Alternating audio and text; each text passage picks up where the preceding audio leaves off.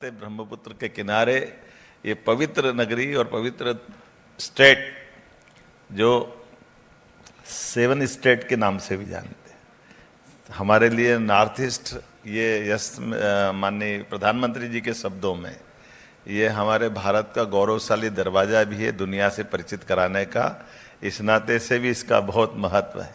अतीत के क्रम में कुछ पिछड़ा था, लेकिन जिस प्रकार से अब असम और असम के साथ के राज्यों ने अपनी प्रगति की, एक तरह से टेक ऑफ होने की स्थिति आई है। मैं आपका स्वागत करता हूं, अभिनंदन करता हूं। विशेष कारण से भी आपके बीच में आया हूं। मेरे अपने अधिकारियों ने सारी बातें बता दी है। हम भी जिस स्टेट से आते हैं, कई कारणों से मध्य प्रदेश और असम दोनों में कई समानता भी है। पर्यटन के क्षेत्र से लगा करके सभी क्षेत्रों में यहाँ हमारे अपने राज्य के अंदर भी वो सारी चीज़ें हैं जो यहाँ हमारे असम के साथ भी है। लेकिन अभी और बहुत सेक्टर में काम करना भी बाकी है। बहुत सारी संभावना लेकर भी हम लोग आए। एक तरफ से कई सारी पॉलिसियों के बारे में बताया है। हमारा अपना भाग्य से इतना एक तरह से मध्य प्रदेश का उस तरह से सौभाग्य के पर्याप्त लैंड बैंक है, जिस लैंड बैंक के बलबूते पर हमारी इंडस्ट्री के लिए जो प्रोडक्ट बनेंगे वो देश के किसी भी हिस्से में सरलता से आने जाने के लिए मध्य में होने का लाभ उसको मिलता है। बिजली सरप्लस है, पानी सरप्लस है, लोग बहुत सरल है, असम से ही मिलते जुलते लोग हैं, ज़्यादा झंझट नहीं है। लेकिन ये बात तो सही है कि व्यापार व्यवसाय के साथ बड़ी संभावना जिस प्रकार की होती, वो सारी अनुकूलता असम और मध्य प्रदेश में कॉमन है। आपका गेंडा और हमारा टाइगर साथ में दौड़ सकते हैं, ये पक्की बात है, इसमें कुछ नहीं कह सकते। अतीत के काल से इतना अच्छा एक संयोग है। जब मैं अपने वन्य जीवों की तरफ भी देखता हूँ तो ध्यान में आता है कि जब मैं आज यहाँ रात को अब माननीय मुख्यमंत्री जी से मिलने वाला हूँ असम के, और हमने कहा कि कई सारी चीज़ों का हमारा भी आपस में पर्यटन के साथ साथ वन्य जीवों का पुनर्वसाहट के क्षेत्र में भी काम करना चाहिए। हमने कहा हमारे जंगलों में भी आपके यहाँ पर जैसे जंगली भैंसा बफेलो है, हमारे यहाँ गोर है, आपके जंगल में हम गोर दे सकते हैं। आपकी ब्रह्मपुत्र घड़ियाल मांग रही है, यहाँ घड़ियाल नहीं, हम घड़ियाल और मगर ऐसे ही दे सकते हैं जैसे आपके यहाँ से गेंडा लेके हमारे यहाँ भी आनंद कर सकते हैं। हमारे रेस्क्यू सेंटर के साथ साथ जू में भी आबादी हो सकती है। और बहुत सारी चीज़ें हैं जिन चीज़ों पे वन्य जीवों के साथ, जैसे एशिया के अंदर पहली बार चीते की पुनर्वसाहट का प्रयोग पूरे दुनिया में कहीं सफल हुआ है तो एशिया में, और एशिया में भारत में मध्य प्रदेश में सफल हुआ है। हमने अफ्रीका से लाकर चीतों का परिवार बढ़ा करके दिखाया कि हाँ, हमारे साथ सहअस्तित्व की भावना के बलबूते पर प्रकृति भी ये चमत्कार कर सकती है, जिनके आधार पर जो कई सारी विलुप्त प्राय जातियाँ हैं उनको पुनर्वसाहट में वापस ला सकते हैं। आज आपसे जब मैं बात कर रहा हूँ तो वैसे तो यहाँ सरस्वती पुत्र हमारे भूपेन हजारिका जी का नाम का स्मरण हुआ ही है, और ऐसे ही सुप्रसिद्ध गायक जुबेन गर्ग अपने बीच में से अभी कुछ समय पहले हमारे बीच एक बहुत बड़ी क्षति भी हुई है। और इतनी बड़ी प्रतिभा, जिस प्रतिभा के बारे में जितना बोला जाए उतना कम है। लेकिन माता रुक्मणी के काल से भी हमारा संबंध जुड़ता है। आपका भगवान कृष्ण का हमारा जो संबंध है वो अपने 5000 साल पुराने उस काल को भी याद दिलाता है कि हमारे लिए ये जो स्थान है, यहाँ के राज्यों का जो संबंध है वो अलग प्रकार का है। उस काल से अपने इसका महत्व स्थापित होता। 52 शक्तिपीठ में से तो हमारी माता जगदम्बा का तो स्थान है ही, जो अद्वितीय रूप से है। लेकिन ये बात भी सही है कि आज के ज़माने में अगर हमें एनर्जी से लगा करके माइनिंग तक हर सेक्टर में मध्य प्रदेश बहुत तेज़ गति से बढ़ रहा है। ऐसे में आप पूरे देश में सबसे सस्ती बिजली अगर कहीं से कोई दे पा रहा है तो दिल्ली की मेट्रो भी मध्य प्रदेश की बिजली से चल रही है। हमें इस बात का गर्व है, हमारे यहाँ से बिजली सप्लाई हो रही है और दिल्ली की मेट्रो जा रही है। इसलिए ग्रीन एनर्जी भी अभी 2-3 रुपये से भी कम कीमत पर हमारे यहाँ से निकल के जा रही है। और केवल अभी तक तो हमने सुना था कि पानी के अंदर बिजली, पानी के ऊपर भी बिजली, दोनों जगह बिजली बनाने की क्षमता मध्य प्रदेश पे है। सोलर के माध्यम से भी बिजली, तो विंड के माध्यम से भी है। पंप हाइड्रो में भी हमारा नीमच का बहुत बड़ा प्रोजेक्ट बन रहा है। ऐसे ही हमारे यहाँ बड़े डैम के ऊपर, पानी की सतह के ऊपर ओंकारेश्वर परियोजना में ऊपर सोलर प्लेट लगा दी पानी के ऊपर, तो वो भी बिजली बनाने का काम हमारे मध्य प्रदेश में हो रहा है। ऐसे एक नहीं कई सेक्टर, जिन सेक्टर की बड़ी संभावना है। आप होटल बनाओगे तो 100 करोड़ की होटल 30 करोड़ हमारी तरफ से अनुदान आपको देंगे। अगर आप 100 करोड़ का हॉस्पिटल बनाओगे तो 30 करोड़ आपको माफ करेंगे।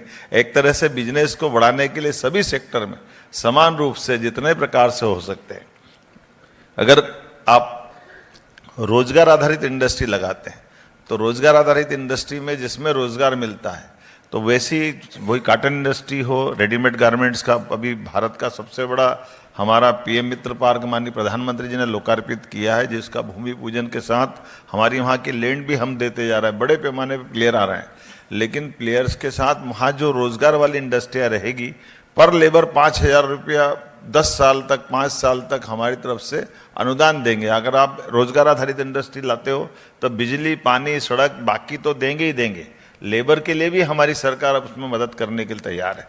ऐसे एक नहीं कई प्रकार के प्रयोग जिस पे अपन बढ़ सकते हैं।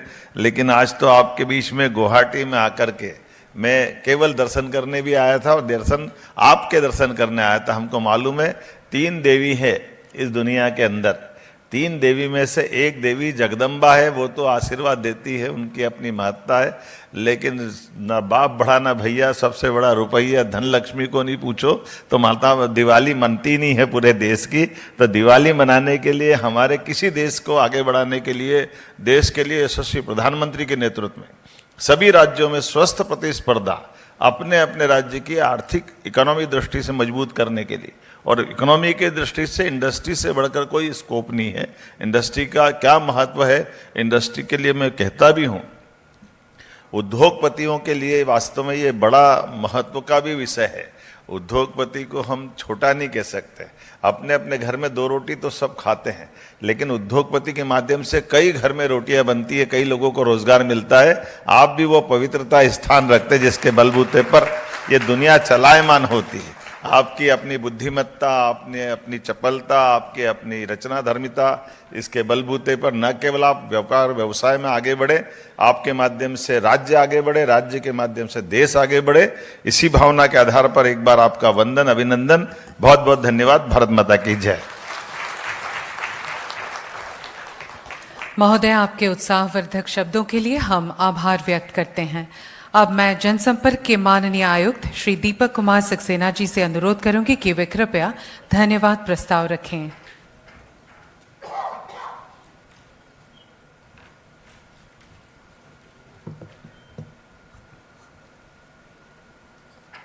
माननीय मुख्यमंत्री जी की गरिमा में उपस्थिति से विभूषित इस मंच को और सम्मानीय सदन को सादर प्रणाम करता हूँ। मध्य प्रदेश में विकास की अनंत संभावनाएं, निवेश की अनंत संभावनाओं के लिए आयोजित इस कार्यक्रम में आप सभी सज्जनों का स्वागत है, आभार है। सबसे पहले मैं आभार व्यक्त करता हूं असम सरकार का, माननीय मुख्यमंत्री जी का, जिला प्रशासन गुवाहाटी का, पुलिस प्रशासन गुवाहाटी का, जिनके सहयोग के बिना ये कार्यक्रम आयोजित किया जाना संभव नहीं था। फिक्की का बड़ा सहयोग इसमें रहा है। मैं आदरणीय घनश्याम जी का, आशीष फूकन जी का, जयदीप गुप्ता जी का, मनोज शर्मा जी का, श्री विश्वजीत चक्रवर्ती जी का, इसके साथ साथ यहाँ उपस्थित विभिन्न उद्योगों के प्रतिनिधियों, Shree Cement, Star Cement, Tata Electronics, SM Group, Assam Bengal Navigation, North East Cane and Bamboo Council परिषद, GRD Pharmaceutical, Hotel Polo Tower, Ashram Food, BMG Informatics, इसके साथ साथ automobile, tourism, pharma, renewable energy, food processing आदि उद्योगों के जो प्रतिनिधि यहाँ उपस्थित हैं, आप सबका भी आभार व्यक्त करता हूँ। आपकी उपस्थिति ने इस कार्यक्रम को गौरवान्वित किया है। मैं मीडिया के साथियों का, प्रिंट मीडिया, इलेक्ट्रॉनिक मीडिया के साथियों का भी आभार व्यक्त करता हूँ। यहाँ की हॉस्पिटलिटी के लिए मैं इस होटल का, रेडिसन ब्लू का स्वागत करता हूँ, और कामाख्या मंदिर ट्रस्ट को भी इस मंच के माध्यम से धन्यवाद देता हूँ, जिन्होंने हमारे लिए माँ कामाख्या के दर्शन की व्यवस्था करी। अपेक्षा ये है कि बहुत जल्दी हमको आपका स्वागत करने का, आपके प्रति आभार व्यक्त करने का मध्य प्रदेश में भी मौका मिलेगा। हम फिर मिलेंगे। बहुत बहुत धन्यवाद, शुक्रिया।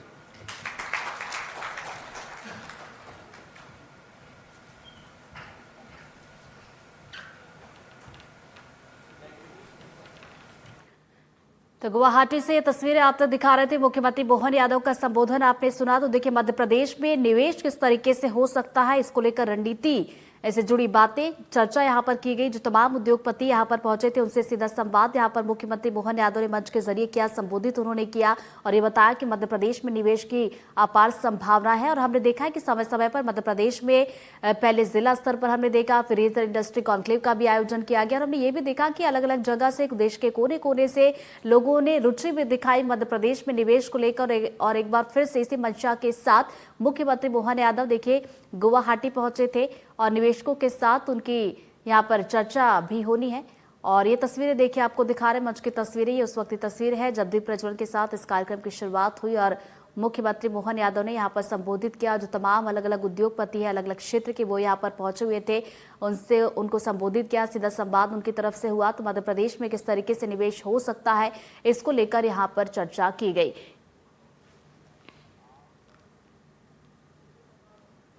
और साथियों,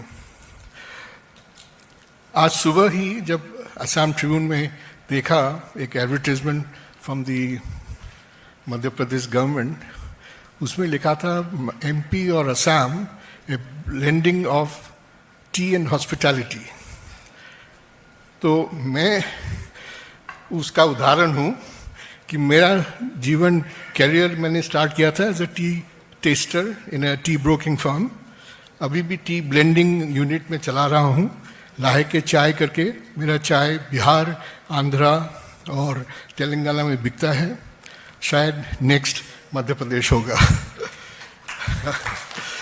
इसके अलावा आज मैं थोड़ा सा टूरिज़्म के बारे में कहना चाहता हूँ, क्योंकि 1989 में हमने जंगल ट्रैवल्स इंडिया स्टार्ट की थी। हम लोग 3 जन थे।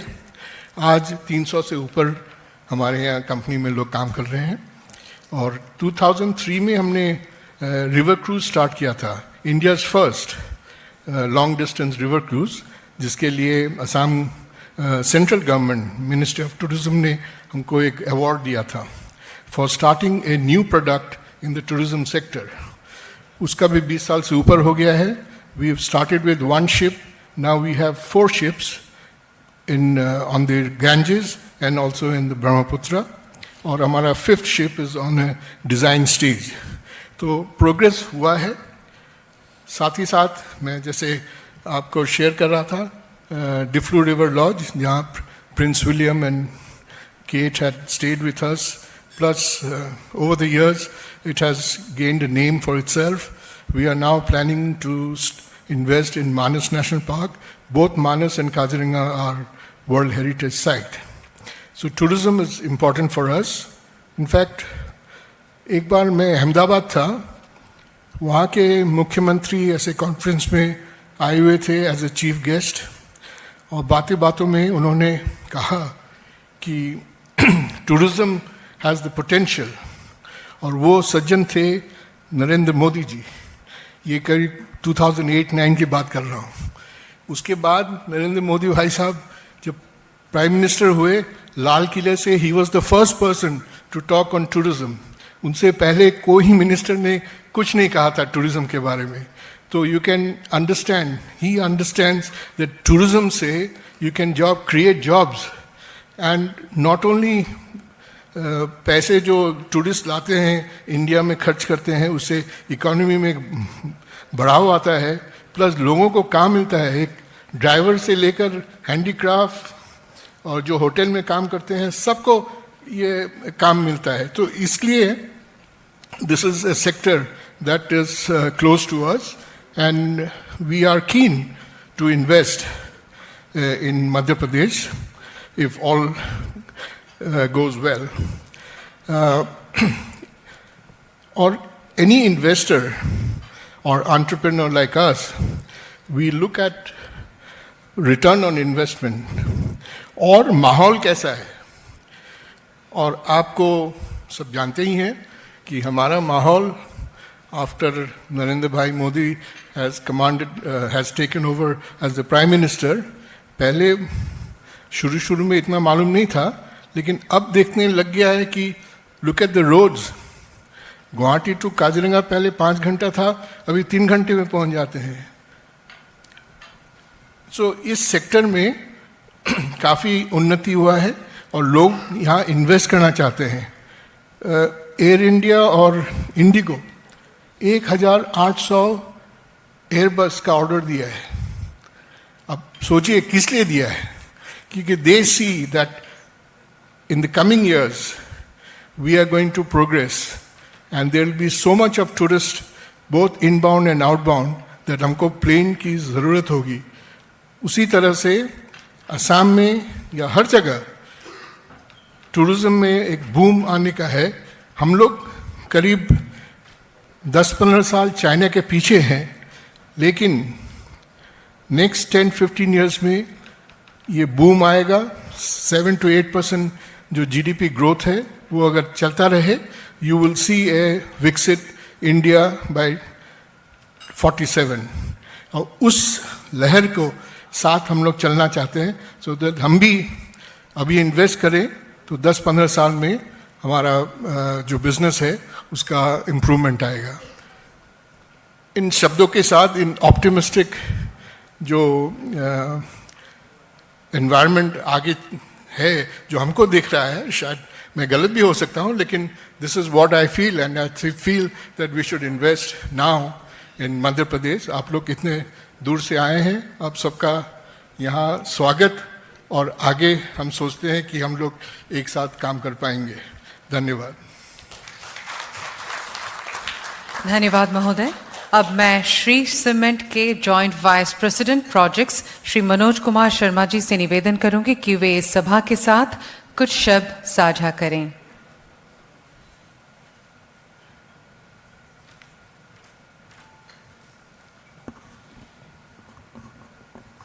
माननीय मुख्यमंत्री जी, आपका अभिनंदन है। राघवेंद्र सिंह जी, आप लोगों ने मुझे मौका दिया इस मंच पर कुछ शब्द शेयर करने के लिए। श्री सीमेंट जो कि इंडिया का 3rd largest cement manufacturing unit है, मैन्युफैक्चरिंग ऑर्गेनाइजेशन है। हम लोगों ने मध्य प्रदेश में अपने पहले इंटीग्रेटेड प्लांट को इस्टेब्लिश करने के लिए धार जिले में हमारे माननीय मुख्यमंत्री जी के हस्तक्षेप से उनके समर्थन से हम लोगों को ज़मीन आवंटित हुई है। करीब 4,500 एकड़ ज़मीन हम लोगों को आवंटित हुई है, जिसके ऊपर हम लोगों को प्रॉस्पेक्टिंग करना है, खनिज का निर्धारण करना है, कितना खनिज है, उस पर भी काफ़ी सहयोग आ रहा है माइनिंग विभाग के तरफ से, इंडस्ट्री विभाग के तरफ से, शासन के तरफ से। और लगातार हमसे पूछा जाता है किस तरह से प्रोग्रेस चल रहा है, कैसे चल रहा है, कहीं अगर कोई दिक्कत हो तो हम लोग उसको करें। जिस तरह से मध्य प्रदेश में जिस तरह से road network, rail network, communication, law and order, जिस तरह की सारी सुविधाएं और इंफ्रास्ट्रक्चर डेवलप हो रहे हैं, वो एक ऐसा माहौल क्रिएट कर रहे हैं जो कि इंडस्ट्रियलिस्ट को, व्यापार को, व्यवसाय को आगे बढ़ाने के लिए बहुत ही उत्तम वातावरण प्रस्तुत हो रहा है। ये एक अपने आप में एक अद्वितीय तरह का एक इनक्रेडिबल टाइप का step we can consider that coming to way back to this area, asking all of you to invest into the capital of or the Madhya Pradesh. So this is also one of the thing. Ease of business के ऊपर लगातार senior IAS अधिकारी, cabinet ministers, मुख्यमंत्री जी के। और चलिए सीधे आपको लिए चलते, मुख्यमंत्री मोहन यादव कार्यक्रम में शामिल होने के लिए पहुंच रहे। सीधी तस्वीरें आ रहे हैं, आपको दिखाते हैं।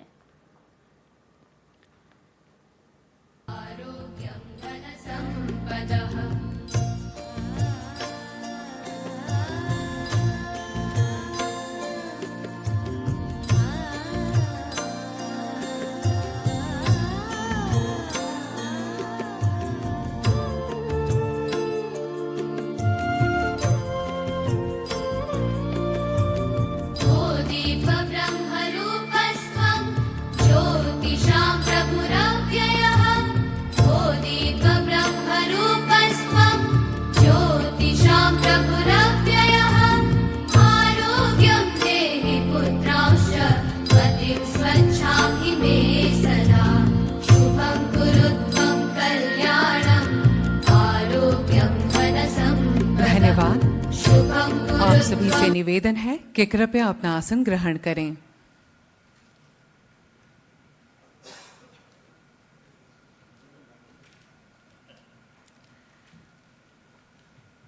देवियों सज्जनों, अब हम मंच पर आसीन हमारे गण्यमान्य अतिथियों का अभिवादन करना चाहेंगे।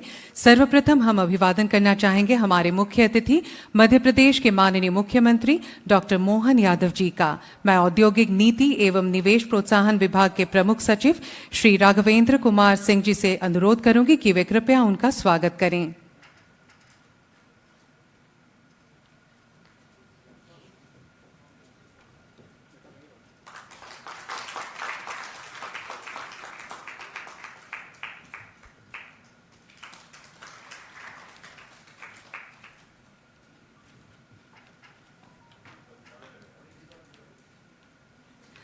धन्यवाद।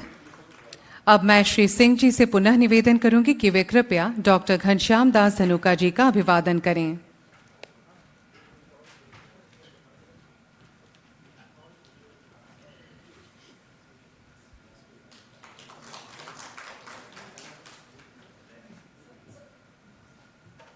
धन्यवाद। अब हम स्वागत करना चाहेंगे श्री आशीष फुकौन जी का।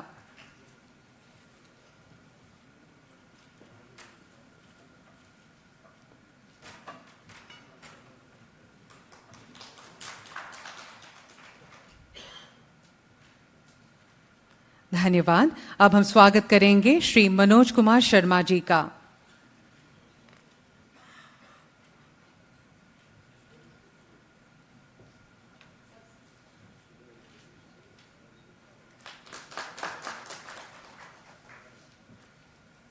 धन्यवाद। अब हम स्वागत करेंगे श्री जयदीप गुप्ता जी का।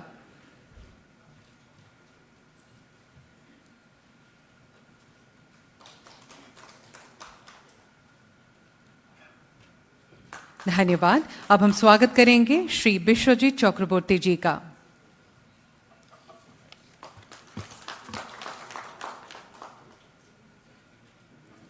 धन्यवाद। अब फिकी असम के अध्यक्ष एवं GR धनुका ग्रुप के MD डॉक्टर घनश्याम दास धनुका जी सर्वप्रथम मध्य प्रदेश के माननीय मुख्यमंत्री डॉक्टर मोहन यादव जी का अभिवादन करेंगे।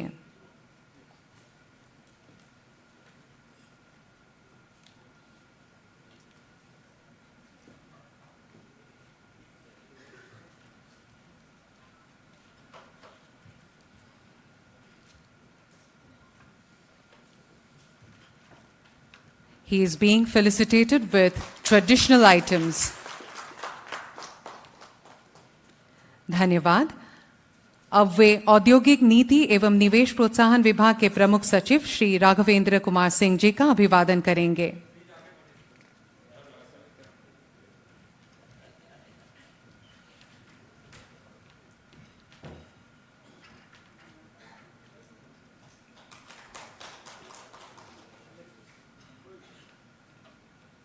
धन्यवाद। अब वे अभिवादन करेंगे जनसंपर्क के आयुक्त श्री दीपक कुमार सक्सेना जी का।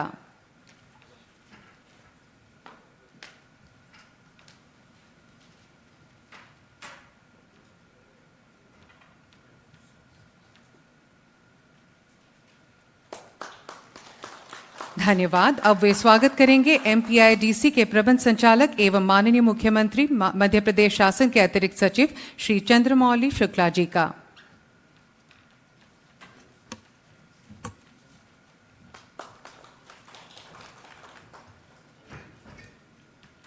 धन्यवाद।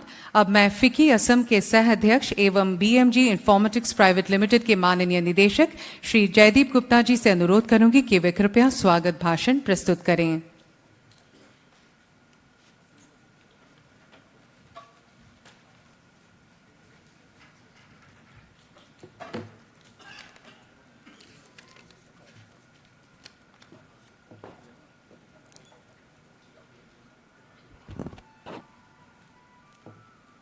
Honorable Chief Minister of Madhya Pradesh, Dr. Mohan Yadav ji, Sri Raghavendra Kumar Singh ji, Principal Secretary, Government of Madhya Pradesh, Sri Chandramuli Shukla ji, Managing Director, MPIDC, Dr. Ghanashyam Das Dhanuka, Chairman, FICCI, Assam, Manoj Kumar Sharma ji, Sri Cement Joint Vice President Projects, Ashish Fukan, Assam Bengal Navigation MD, Mr. Deepak Kumar Saxena and Mr. Vishwajit Chakrabarti, FICCI Assam Senior Director, FICCI Assam Advisory Council. It gives me immense pleasure to welcome you all to this important roadshow and industry interaction here in Guwahati. Assam, the land of Ma Kamakhya and Srimanta Shankardev, welcomes you.